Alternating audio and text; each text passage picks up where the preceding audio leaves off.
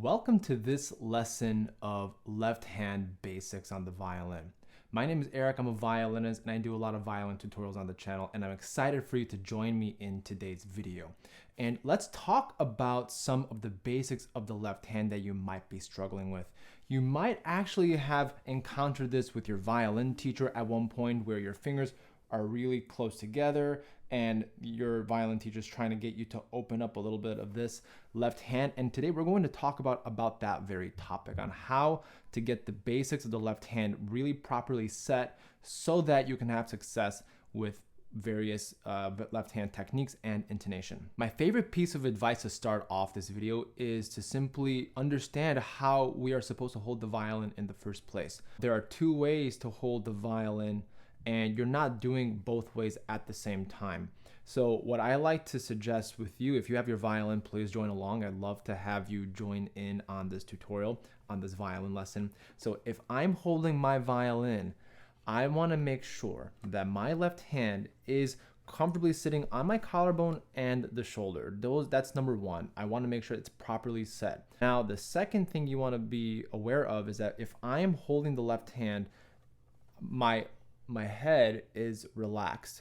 Now I'm holding the violin with my left hand, and we're going to get to how we hold it with the left hand in just a second, but you can hold it with your left hand or with your head, but never both at the same time, because you're creating a lot of tension in the upper body, in the upper torso. And I recommend that you work on that first before we even get to the sound of the right hand. But essentially, you are holding the violin with one of two ways, with the left hand or with the head, and you can practice holding the left hand, twisting your head left and right, holding the violin with the head. That is typically how I even do it in my lessons with my students. But the primary reason why you're here is to figure out the spacing of the left hand. And there are a few ways to go about this, but I like to keep things very simple because the violin is already very difficult. So the simpler the idea or the concept, the better it is for me to teach and for you to really understand. Once I have figured out how I'm holding my violin, and you have the proper setup on the left side of the shoulder,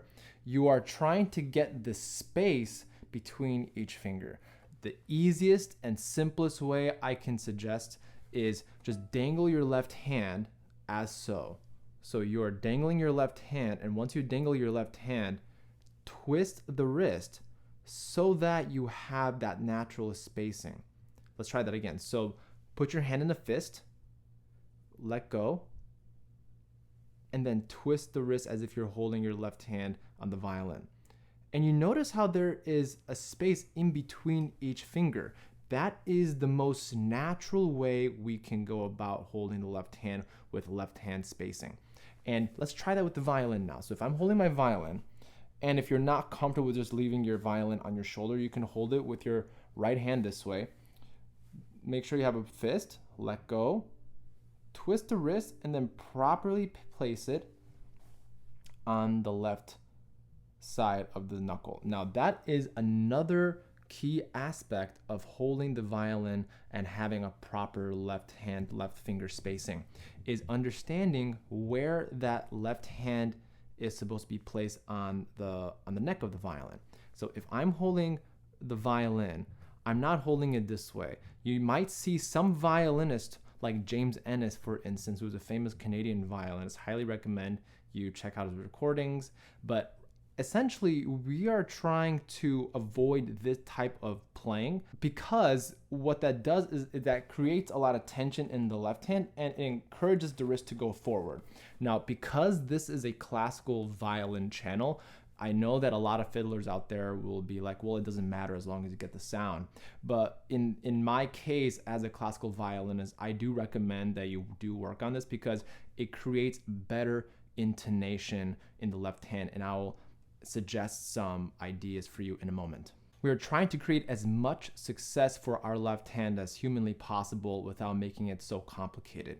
So let's just rewind and regroup with what we have talked about so far. We talked about holding the left hand. We talked about holding the violin with either the head or the left hand. Very important, right? And then we talked about relaxing the left hand, making sure that our finger spaces are nice and natural.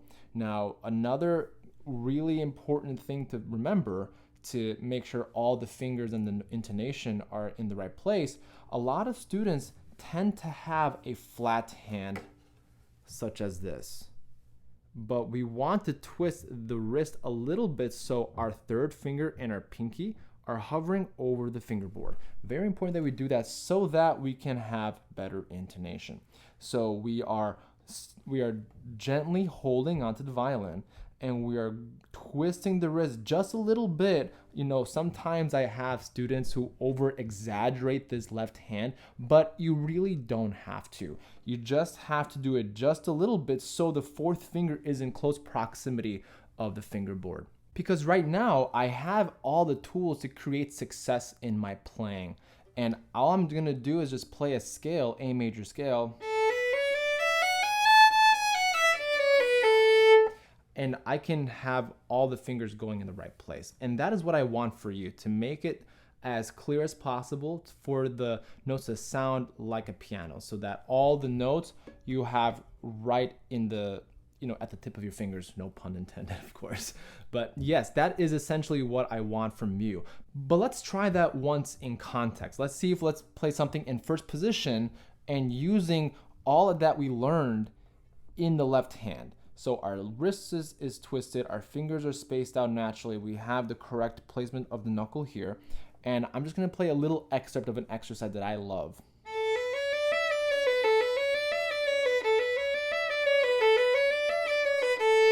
Or another excerpt could be,